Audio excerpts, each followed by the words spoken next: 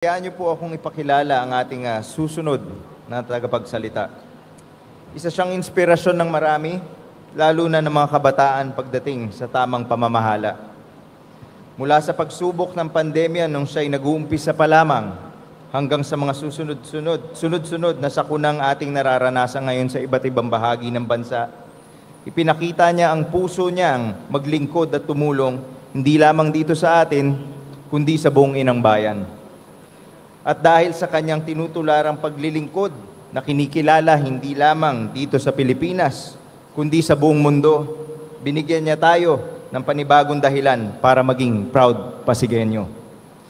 Para ibigay po ang kanyang pang-pitong State of the City Address, bigyan po natin ng mainit na pagtanggap ang ating mahal na punong lungsod, Mayor Vico Sotto.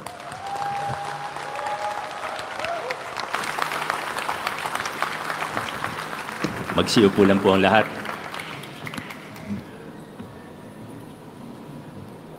Isang mapagpalang araw sa ating lahat. Good afternoon, everyone. Yung mga nasa likod, tulog na po ba kayo? Una po, ako'y nagpapasalamat sa ating Sangguniang Panlungsod sa pangunguna ng ating butihing Vice Mayor Dodot Jaworski. Maraming salamat po, mga konsi.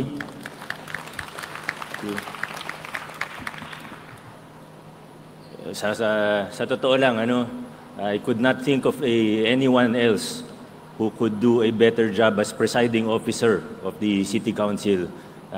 Nalagang nakita po natin kung paano nag-level up ang ating Sangguniang Panlungsod sa pangunguna ni Vice Mayor Dodot Jaworski. Vice Mayor Dodot, maraming salamat po. At kahit medyo nagkaroon ng conflict sa schedule, alam naman po natin, kanina umaga may committee hearing po siya at ngayon naman po nagsisimula na ang budget deliberations para sa national budget po, General Appropriations Act po natin. Kaya nauna na po siyang nagbigay ng mensahe kaninang umaga.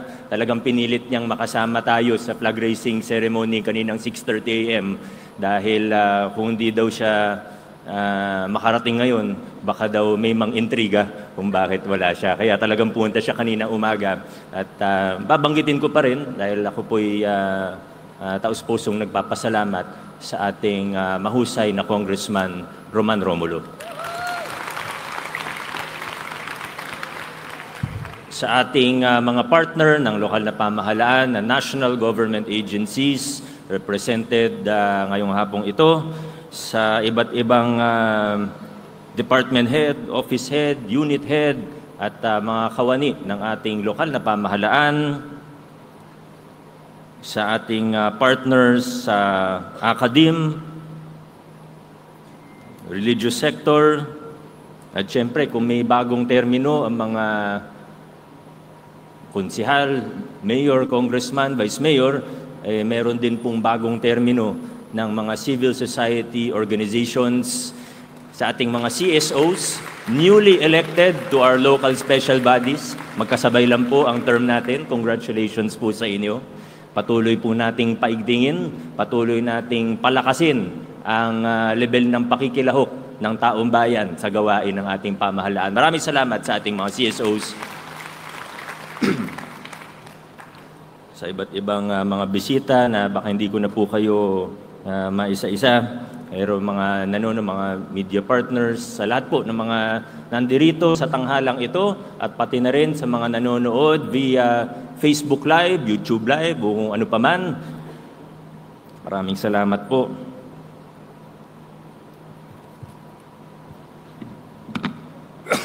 Excuse me po.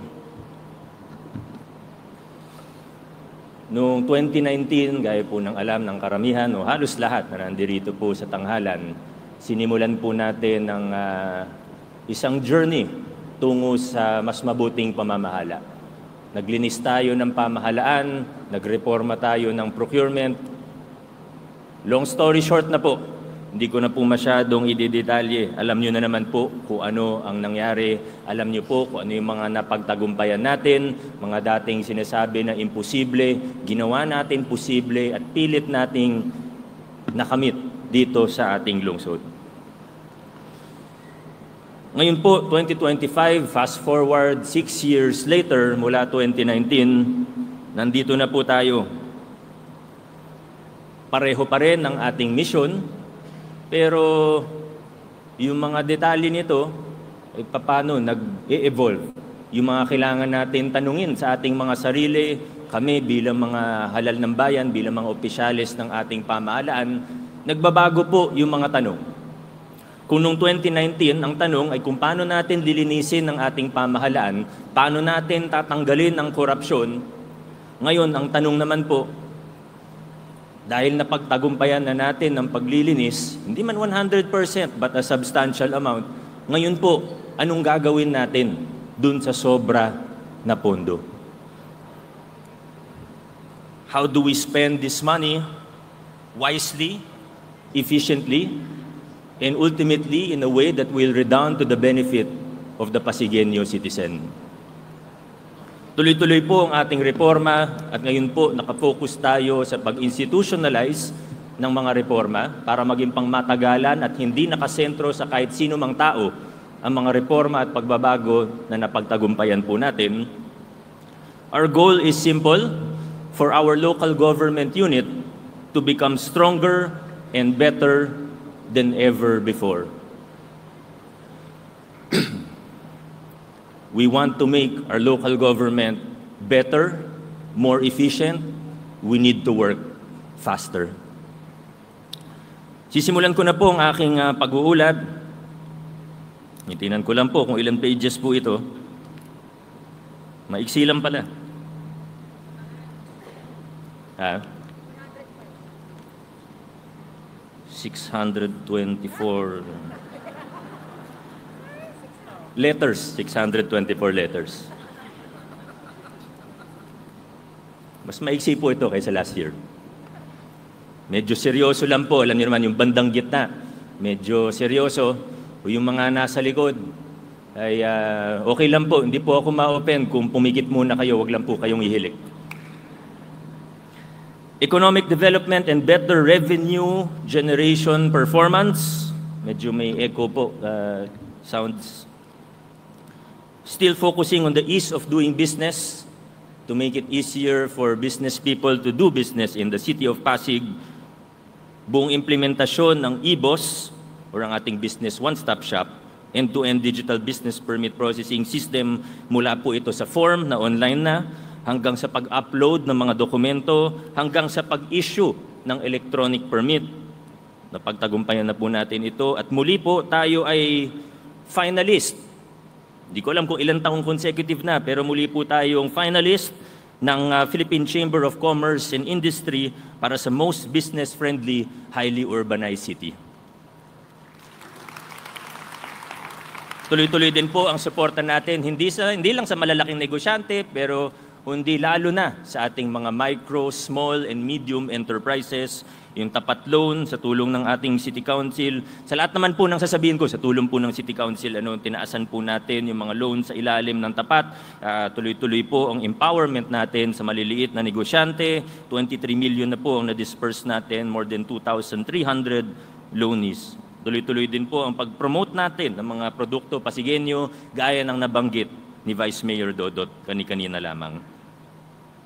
Mga kooperatiba po natin sa pamamagitan o sa tulong ng ating Co-op Development Office at ng ating Co-op Council, we have seen commendable growth of our cooperative sector.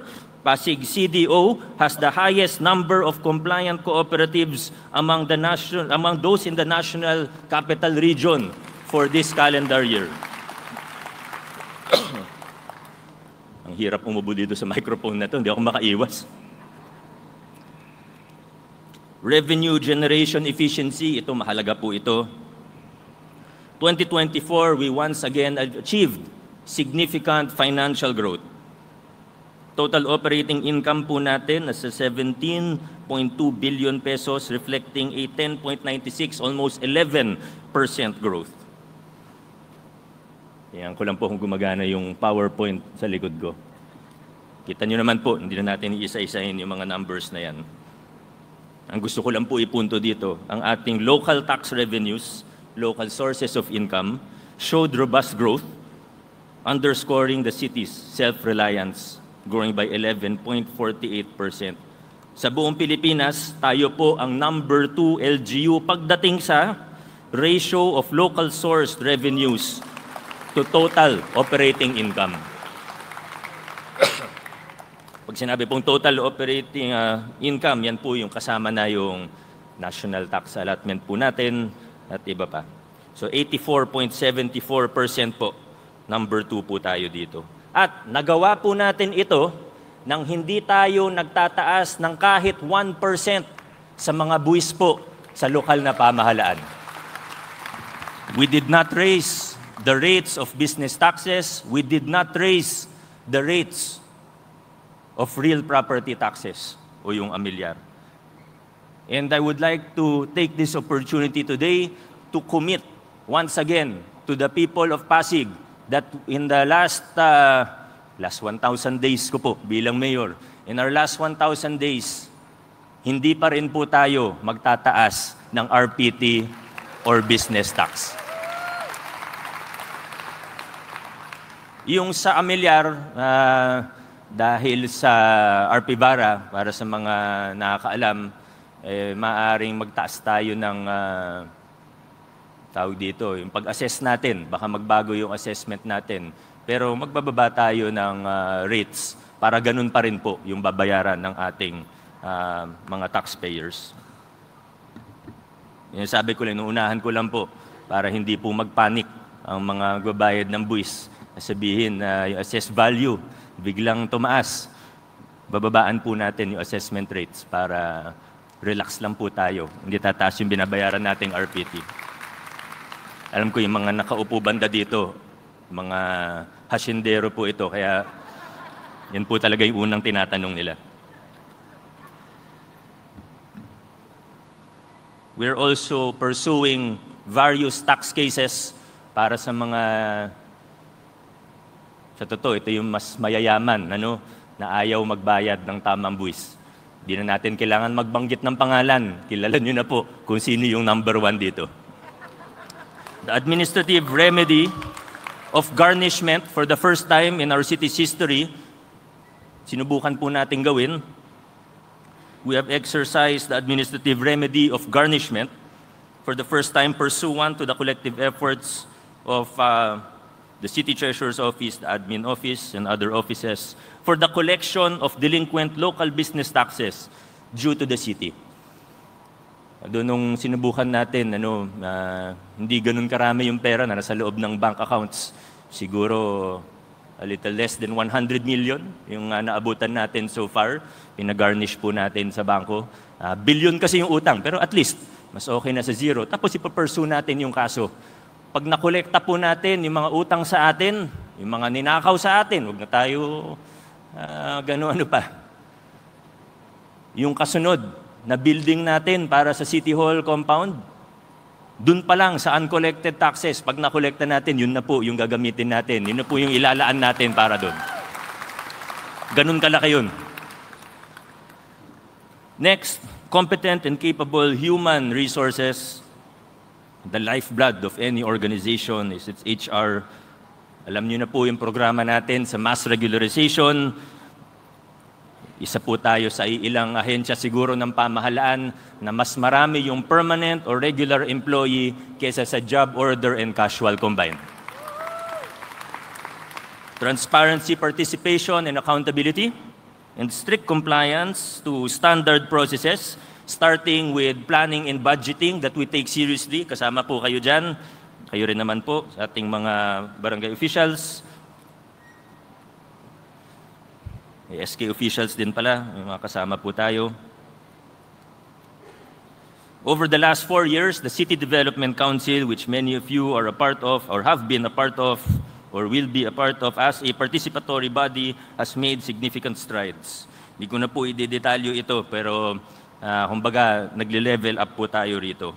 Pinakikilala rin natin ngayon ng participatory governance, hindi lang po sa city level, kundi pati sa barangay level. Meron na po tayong 8 barangay na nakasama na sa Participatory Barangay Development Planning. Maraming salamat po dun sa unang 8 barangay at sa mga iba pang nag-express na rin ng kanilang intensyon o commitment para sumali po rito.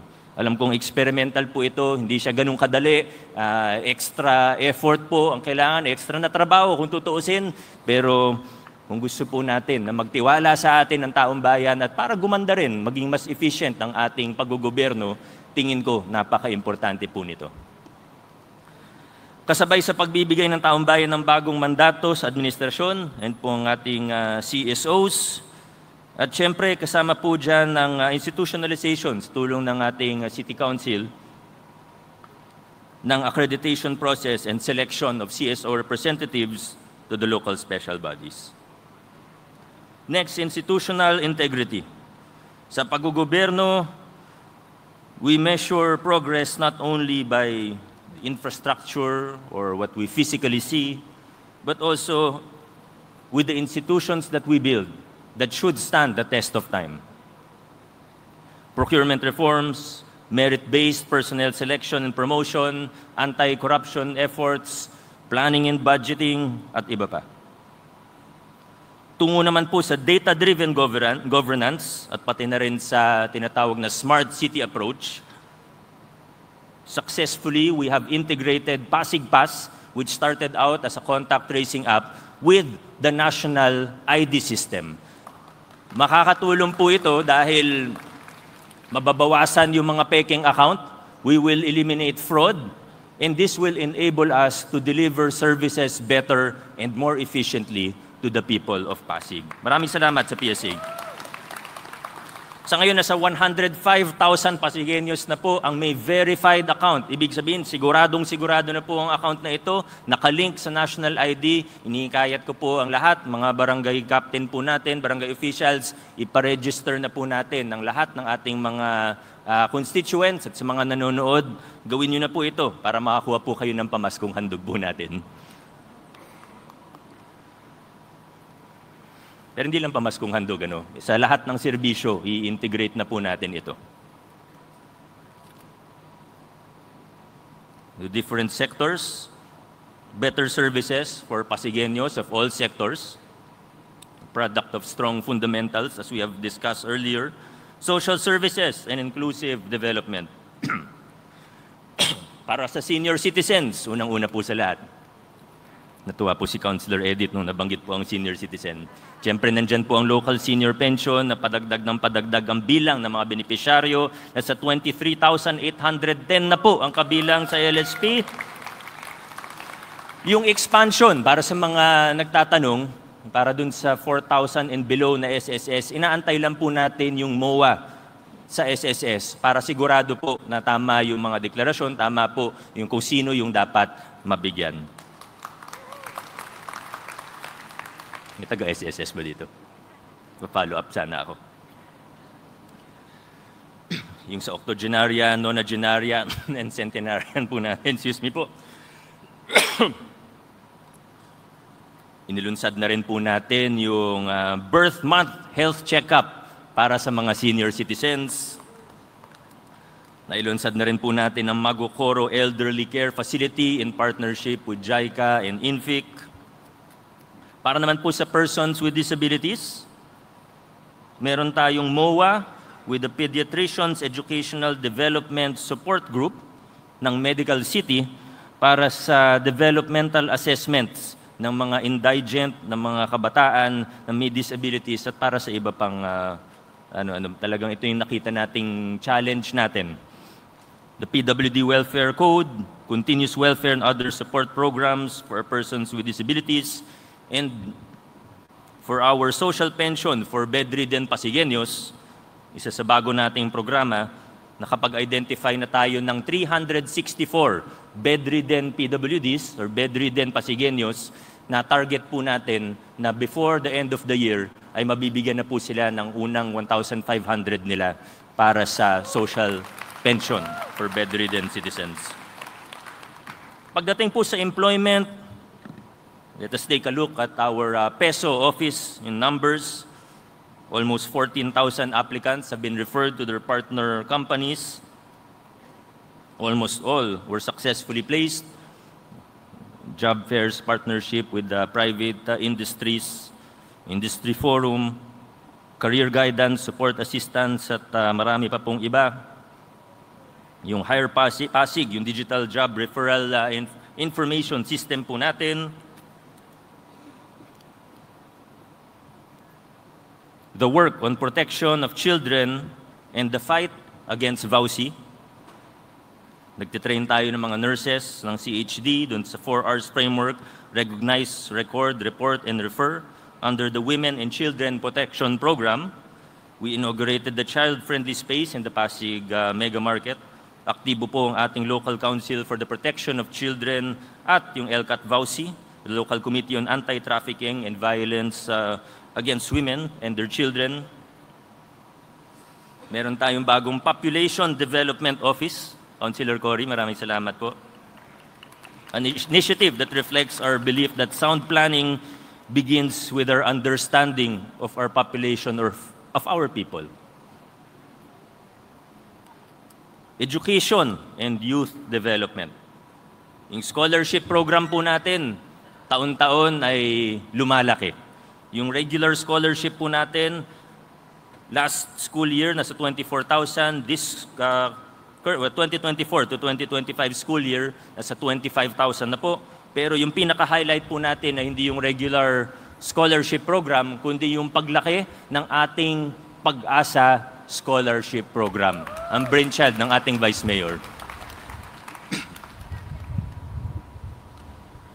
Nagsimula po tayo, trial season o trial school year, nasa 400 lang po ang ating benepisyaryo. Medyo marami na rin po yun. Pero ngayon po, this school year, nasa 3,000 na ang Pag-asa Scholars natin. Tuloy-tuloy din po ang taon ng pagbigay po natin ng internet connectivity allowance sa 142,000 public school students and to their teachers, provision of high school quality items, na dito rin natin makikita yung sinabi po natin na kung nung una ang focus natin ay ang paglilinis ng ating pamahalaan, paglatag ng pundasyon sa mabuting paggogobyerno. Ngayon naman po ang pinag-uusapan na natin ay efficiency, innovation, how we can do better. Makikita po yan sa school supplies. Previous years, nag-focus tayo na makasiguro tayo na malinis ang proseso, maayos ang ginagawa natin, dekalidad ang mga dumarating. Ngayon naman po, mapapansin po na mas napapaaga na yung pagdating ng mga school supplies sa ating mga paaralan para sa mga estudyante. Malayo pa po siguro sa perpekto, pero makikita po yung progreso. Hindi lang sa maayos yung dumarating, pero corruption-free, maayos, dumadaan sa tamang proseso. Ngayon naman, pabilis na ng pabilis din.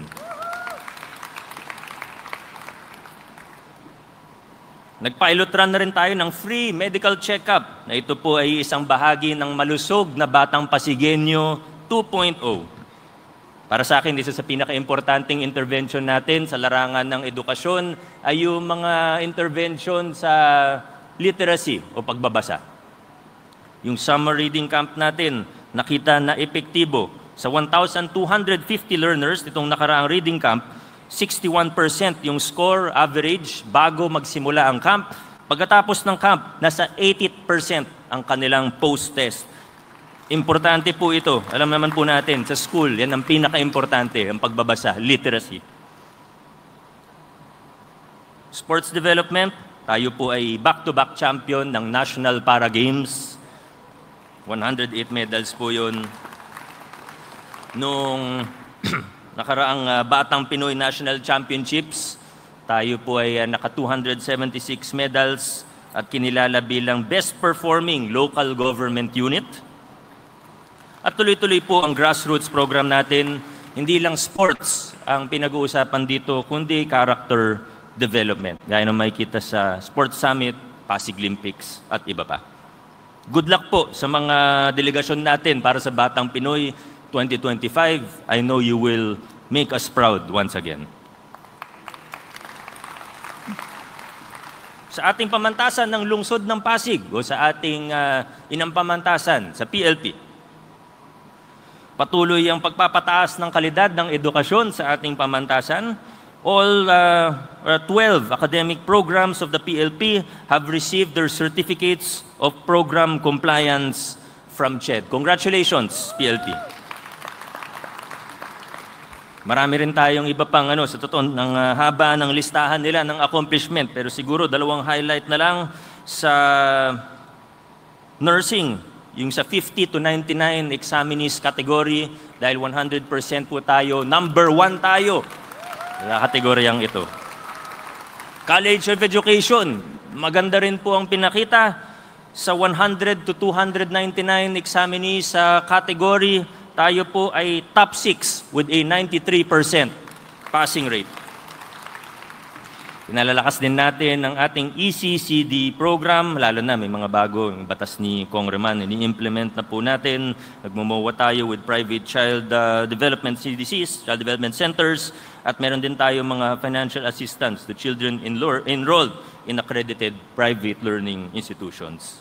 Youth development, dito po ang ating mga SK, sa pangungunan ni SK FedPres, Casey Custillas. We support our youth leaders so that they will be able to lead with integrity.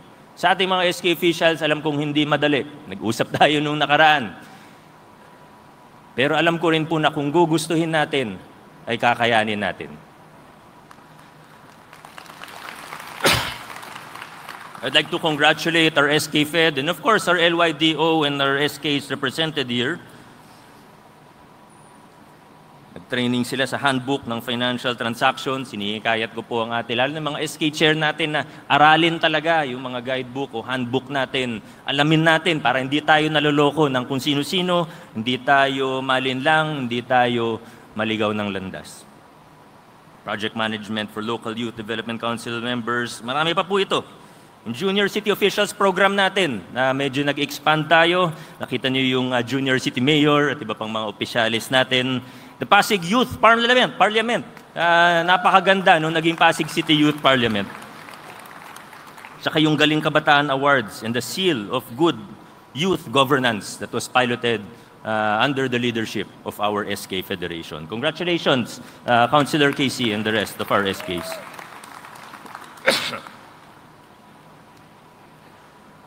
Sa TechVoc naman po,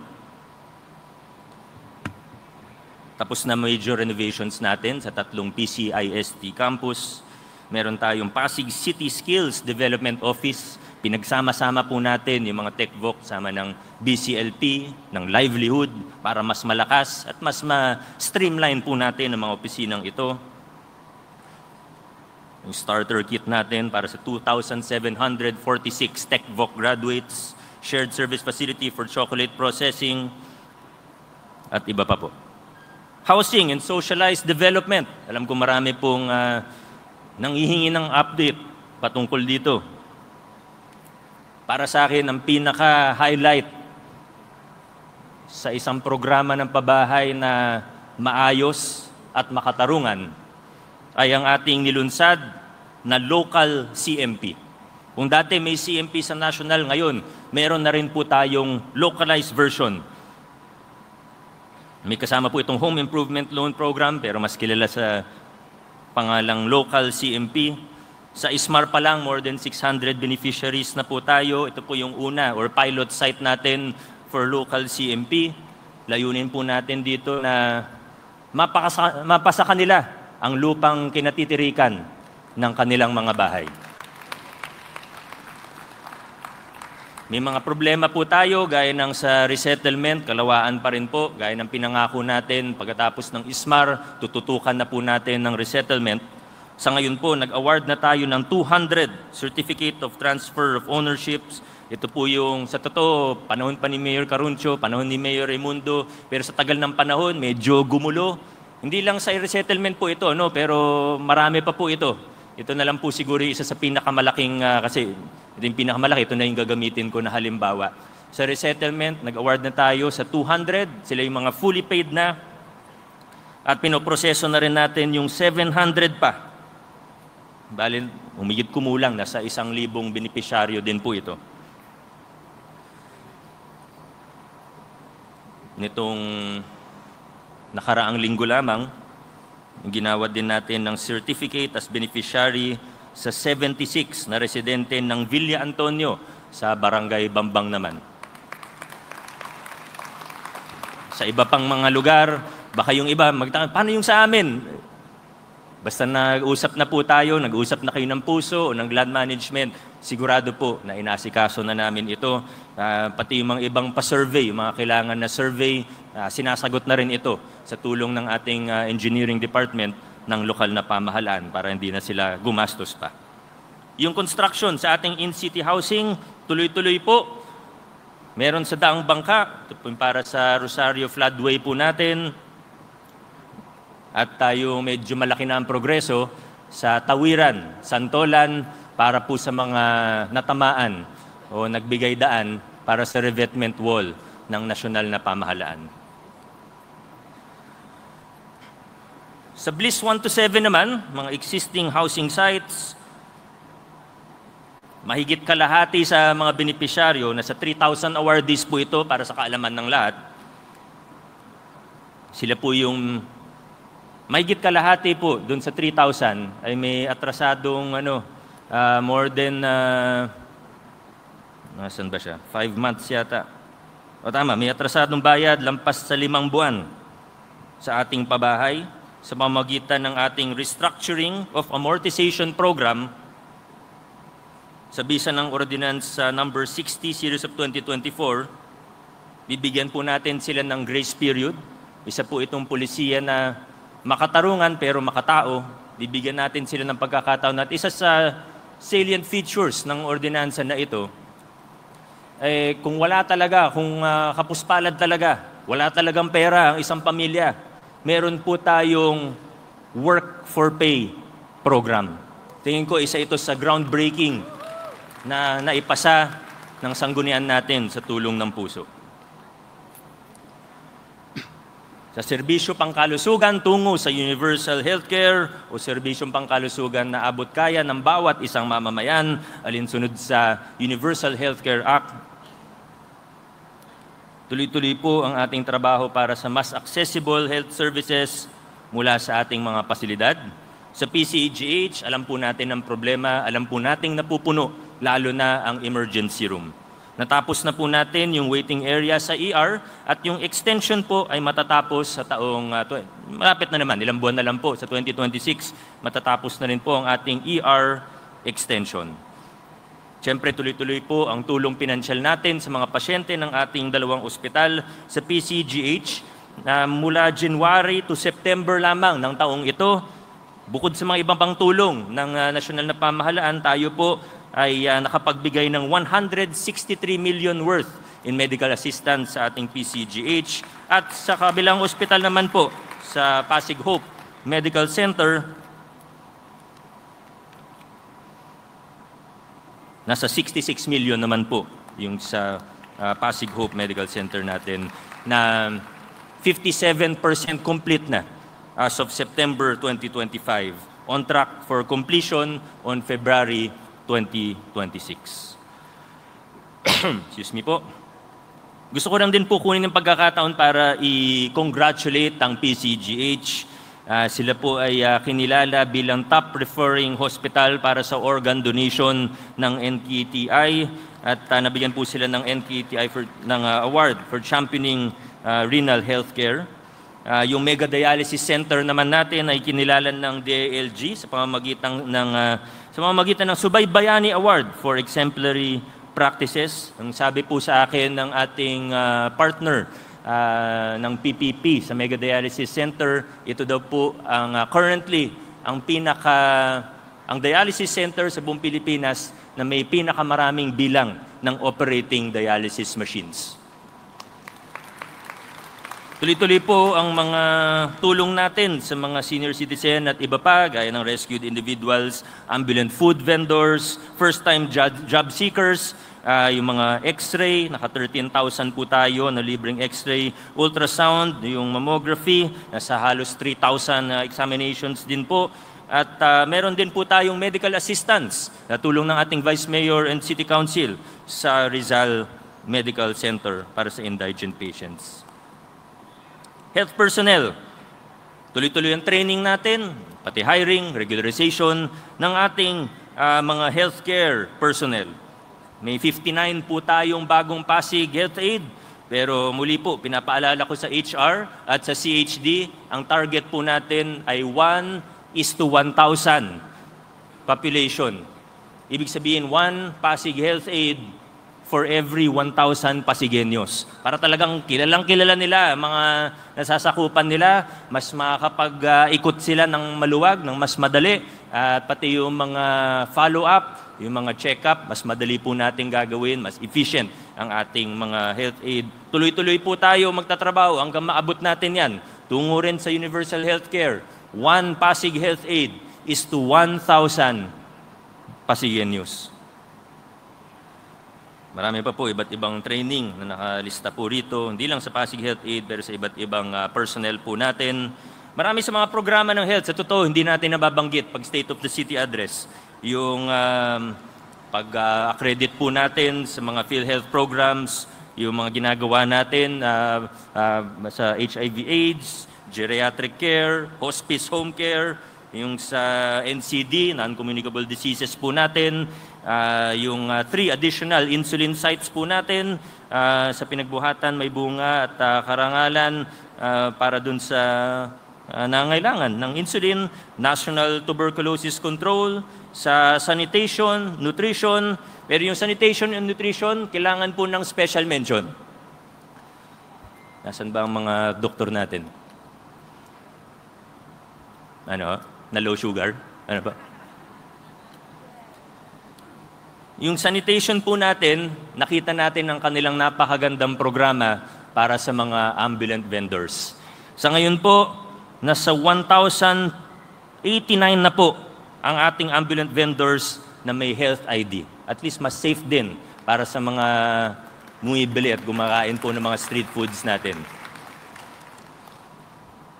Sa nutrition, natanggap po natin sa panguna ng City Nutrition Office and City Nutrition Committee po natin ang Best LGU in Nutrition Governance, Best LGU in Infant and Young Child Feeding Program, and Best LGU in Nutrition Promotion for Behavioral Change. Nakuha din natin ng Green Banner Seal of Compliance Award for 2024 at wala po siguro si Ma'am Jenny dito pero baka nanonood po siya sa Facebook Live. Most Outstanding City Nutrition Action Officer 2024, si Ma'am Jenny po natin. We are truly many steps closer to achieving our goal and our mission of fully localizing universal healthcare in the city of Pasig. Pagdating naman po sa public order, safety, and disaster preparedness, ang pinaka-latest po natin na suporta sa mga national government agencies, gaya nung sa BFP, sa mga bumbero po natin, 3 fire truck, 1 transport truck, yung mga emergency go bags po natin na medyo nakilala po ulit, hindi lang po sa bawat household, kundi pati na rin sa mga ibang sektor, gaya ng TODA, sa mga UV, sa jeep, sa mga paaralan po natin, na makagi po tayo ng go bag.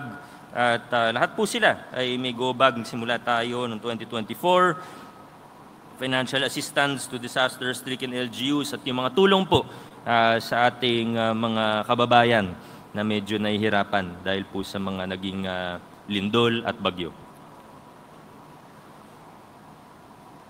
We have now capacitated even our barangays and communities to be ready for disasters. Maraming salamat sa mga punong barangay na nag-attend at nag-graduate mula sa BICS po natin. Mga magagaling na sa ICS ang ating mga kapitan. Kap Ambo, maraming salamat din po.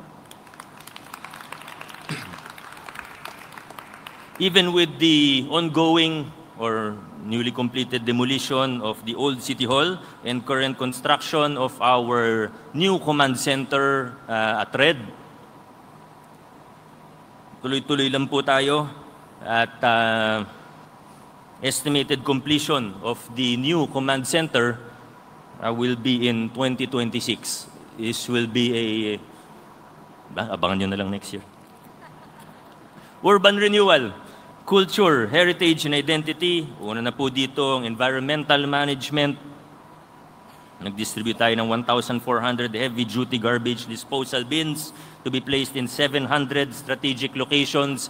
Ito po yung para sa mga lugar na hirap tayo dahil marami tayong looban sa Pasig, naglalabas sa hindi tamang oras, hindi natin mahuli kung sino ba yung naglalabas. Tayo, aminado naman pag nahihirapan tayo sa isang bagay. Sa tulong ng mga barangay po natin at sa Senro at Suamo, mukhang ito na yung isa sa solusyon dito. Water quality management, Gawad Taga-Ilog, first runner-up overall, and champion in habitat resources and management. Ito po yung sa parte ng San Joaquin at Buting, dun sa May Linear Park po natin. Congratulations po, lalo na sa Senro.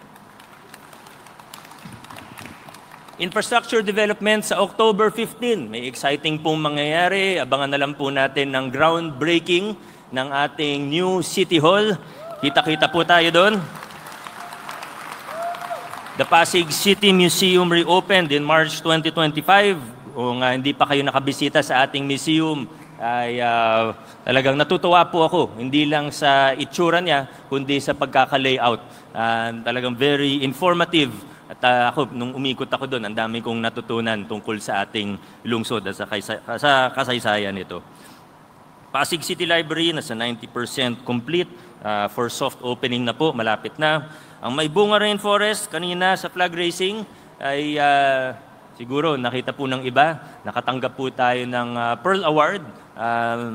Di ko alam yung exact na pangalan, pero isa sa sustainable tourism sites sa buong Pilipinas. National Award din po ito. Congratulations sa ating May Bunga Rainforest Park. Pero siguro pagdating sa usaping infrastruktura, isa sa pinaka-importante yung pag-usapan natin ay ang binubuo po natin o ang binabalangkas po natin na flood control and drainage master plan.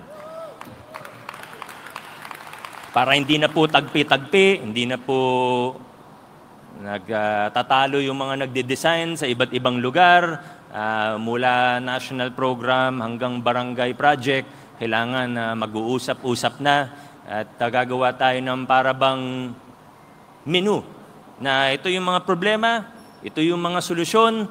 Kung may gagawin tayo, dito na lang tayo pipili. At napag-aralan talaga.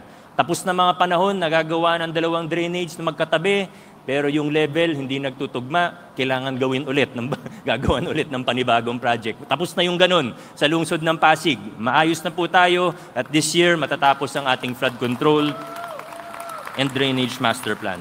Nasa 80% na po tayo. Hanggang early next year siguro, pinaka-late na po yan. At kung konsultahin po natin, syempre ang ating mga barangay po rito. Yung Transport Master Plan, ganun din. At yung maganda dito, nag-uusap din po yung mga gumagawa ng Drainage Master Plan at yung Transport Master Plan po natin. The CTDMO, Engineering, at lahat po ng mga ibang opisina na involved po dito. Para sa mobility, meron tayong ginagamit ngayon na tool for better transportation planning para hindi tayo nanguhula. Kasi alam niyo naman, pag nasa gitna tayo ng intersection, ang daling mag-suggest, ang daling binan natin magmarunong, ang daling kahit naman ako, di ba, pag nasa daan, sabihin ko, hindi, pwede ito, dapat ito yung priority, dapat ayusin natin. Madaling mag-suggest, madaling mag-theorize, madaling na anecdotal, pero kailangan talagang nakabase sa datos, lalo na't ang Pasig ay wala, gitnang-gitna tayo . Alam naman po natin, totoo ito. Kaya ginagamit natin yung SIRMO by Mobility Vision Plus. Gumagamit po ito ng AI and this supports evidence-based planning and enhances our decision-making ability for transport and mobility development. Maraming salamat sa Mobility Vision Plus. Nakakatulong ito ngayon sa pagbuo natin ng transport plan. Yung Nagpayong Civic Complex, the site development plan has been approved. Ako talagang excited po ako para rito. For site development, we have an initial investment of roughly 50 million pesos, kasama yung kalsada at iba pa. Na-aprobahan na rin natin yung pag-soil test ng DepEd para sa bagong paaralan sa Nagpayong. Paalala lang po sa lahat, lalo na sa mga taga-pinagbuhatan, lalo na sa mga taga-Nagpayong, mag-iingat po tayo sa mga sindikato, yung mga land-grabbing syndicates. Hindi po natutulog ang mga land-grabbing syndicates, lalo na yung sinasabing Rodriguez Syndicate. Pag-ingatan po natin, pagka bibili po tayo ng lupa, kumonsulta tayo sa talagang marunong, gaya ng abogado, real estate broker na lisensyado. Mag-iingat po tayo at sana ipaalala natin sa lahat ng mga kakilala natin, lalo na sa Nagpayong, na mag-iingat. Huwag basta-basta bibili ng lupa, huwag basta-basta magbabayad para sa membership fees. May mga naloloko pa rin po. Sa anti-urban blight operations with Meralco, maraming salamat sa mga residente sa kanilang pasensya dahil minsan napuputulan sila ng telco pansamantala, pero kailangan pong gawin, kung hindi forever na ganyan ang ating mga wire, puro spaghetti po ang ating mga wire. Nakapag-clearing na tayo ng 28,800 linear meters of spaghetti wires. Ganun po karami yun at marami pa po na kailangan na ayusin pa.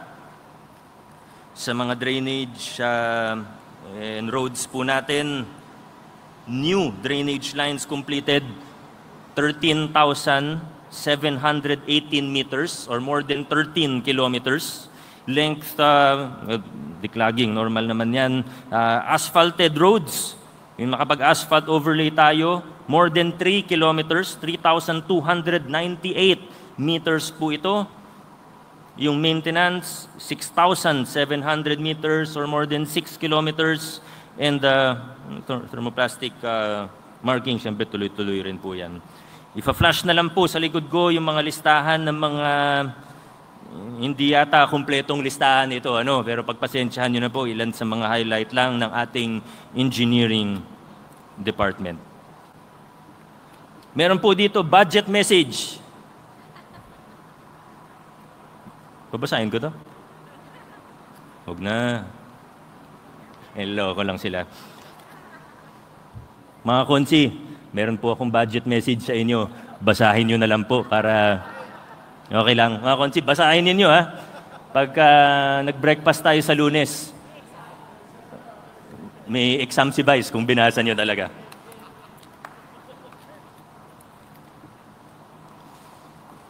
Pero alam niyo, itong budget po kasi, yung sa dulo na lang yung siyempre tuwing binabalansin natin lahat. Siyempre, pagtanungin natin ng health department, pagtanungin natin ng ospital, pagtanungin natin ng engineering, siyempre, ang dami nating gustong gawin para sa ating mga kababayan. Kahit sabihin natin mayaman ng lungsod natin, kailangan pa rin nating mamili kung ano yung mga gagawin. Kaya malamang sa malamang, next fiscal year ay magsusupplemental budget po tayo para maisama pa po yung mga hindi kasama sa ating appropriations ordinance na ipapasa this year. Ladies and gentlemen, we have laid the foundations for good governance. Hindi natin sinasabi at hindi natin kailanman sasabihin na perpekto mga ginagawa natin, malayo pa po.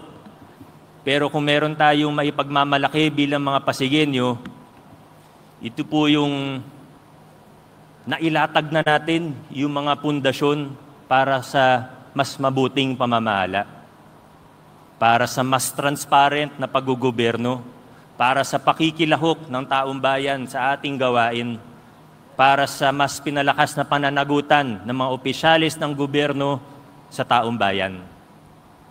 Once again, we have laid the foundations for good governance, and now our approach or the questions we have to ask ourselves is now how do we act more efficiently? How do we move faster? How do we do better in everything that we do? Para sa mga CSOs, tanungin natin ang sarili natin. Nakilahok na ako noon, pero paano ko mas palalalimin pa patataasin pa ang antas ng aking pakikilahok kung engagement sa ating pamahalaan? How can I contribute more to the local special body that I am a part of? Para sa ating mga hepe, ng units, opisina, ng departamento. Opo, masaya tayo dahil marami tayong accomplishment, pero sana regular nating tinatanong din ng ating mga sarili, nag-i-innovate pa ba ako? Nagsisikap pa ba ako na pagandahin pa ang trabaho ko at ng opisina ko? O naging kampante na ba ako dahil maganda naman yung performance? Pwede ko pa bang pabilisin ng aksyon ng aking opisina? Ano pa ba yung pwede kong gawin? Sa ating mga konsehal, tanungin natin ang ating mga sarili. Lagi pa bang nangingibabaw ang interes ng nakararami? O nahahaluan na ba ng masyado ng politika ang aking mga desisyon, ang mga pulisiya na aking sinusulong? Sa ating mga barangay officials, sama na po natin yung SK, pero lalo na sa ating mga barangay officials, tanungin po natin ang ating sarili. Nakikiisa ba ako sa pagpapatupad ng mabuting paggogobyerno o gumagamit pa rin ba ako ng financer at hawak ko yung pera ng barangay? Ito na po yung mga kailangan natin tanungin sa ating mga sarili. Mula 2019, nagpakilala tayo ng matitinding pagbabago. Muli po, marami sa ginawa natin ay sinabi noon na imposible, na hindi mo magagawa yan, na hindi nyo kayang gawin yan. Pero napagtagumpayan po natin.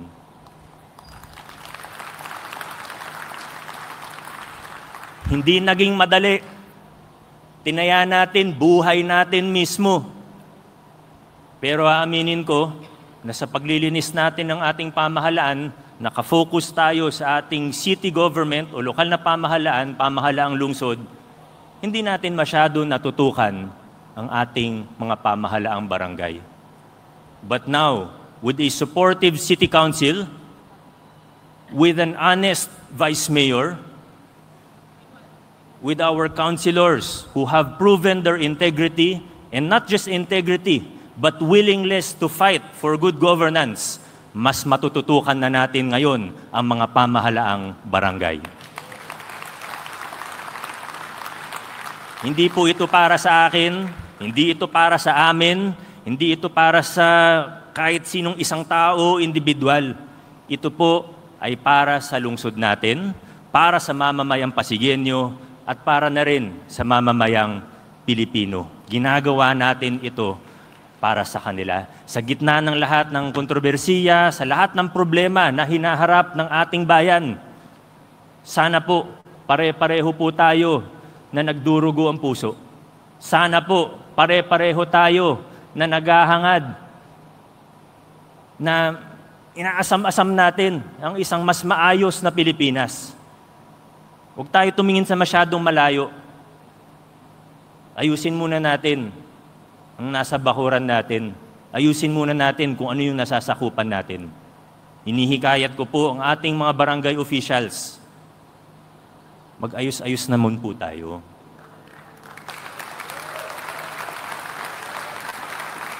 Hindi ko po nilalahat. Marami na akong nakitang mga barangay na maayos, maganda ang serbisyo. Pero wag na rin po tayong maglukuhan. Marami sa mga opisyalis natin sa barangay, alam na po natin kung ano ang ginagawa. Huwag kayong magmamalaki sa akin na malakas kayo kay COA Commissioner Lipana. Gagawin natin kung ano ang tama sa lungsod ng Pasig.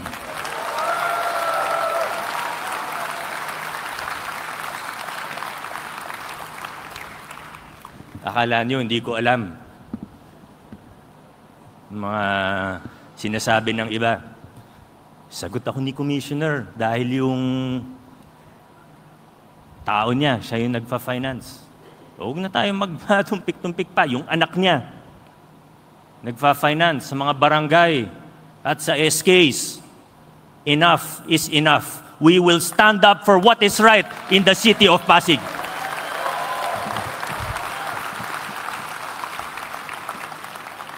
Mga kaibigan, nailatag na po natin ang pundasyon para sa mabuting paggugobyerno sa lungsod ng Pasig.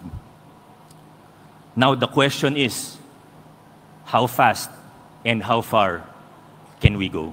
Maraming salamat. Mabuhay ang lungsod ng Pasig.